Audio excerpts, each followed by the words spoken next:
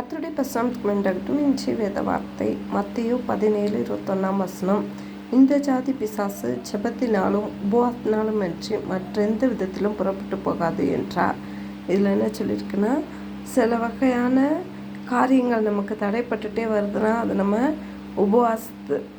உபவாசித்தாதான் அது நமக்கு சரியாகும். உபவாசிக்காமல் ஜெபத்தினாலும் உபவாசத்தினாலும் அன்றி மற்ற எந்த விதத்திலும் புறப்பட்டு போகாது அப்படின்னு சொல்கிறாங்க. பார்த்திங்களா, அந்த பிசாசு பிடிச்சவங்கள ஆண்டவர்கிட்ட கூப்பிட்டு வராங்க. அப்போ சீஷர்கள் அதை ஏன் எங்களால் கூடாமல் போயிடுச்சு அப்படின்னு கேட்குறாங்க. அதற்கு இயேசு உங்கள் அவ்விசுவாசத்தினால்தான், கடுகளவு விசுவாசம் உங்களுக்கு இருந்தால் நீங்கள் இந்த மலையை பார்த்து விடமிட்டு புறப்பட்டு அப்புறம் போயின்னு சொல்ல அது அப்புறம் போ, உங்களால் கூடாதது ஒன்றுமிராது என்று மெய்யாக உங்களுக்கு சொல்கிறேன்னு சொல்லிட்டு, இந்த ஜாதி பிசாசு ஜெபத்தினாலும் உபவாசத்தினாலும் அன்றி மற்ற எவ்விதத்திலும் புறப்பட்டு போகாது அப்படின்னு சொல்கிறத நம்ம பார்க்குறோம்.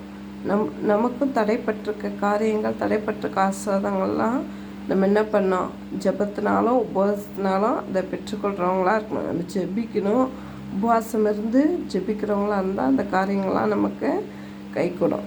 ஆகவே நம்மளும் நம்மளுடைய வாழ்க்கையில் ஆவின் வரங்கள், இந்த உலகத்தின் காரியங்கள், நித்தியமாக இருக்க பரலோகத்தின் காரியங்களை நம்ம பெற்றுக்கொண்டு என்ன பண்ணோம், உபவாசிக்கணும், ஜெபிக்கணும். அனுதினமும் நம்ம ஜெபிக்கிறவங்களா இருக்கணும், உபவாசிக்கிறவங்களா இருக்கணும். வாரத்தில் ஒரு நாளாவது அப்படி இருந்தோன்னா நம்ம இந்த உலகத்தையும் ஜெயிக்கலாம், பரலோக ராஜ்யத்தையும் பெற்றுக்கொள்ளலாம்.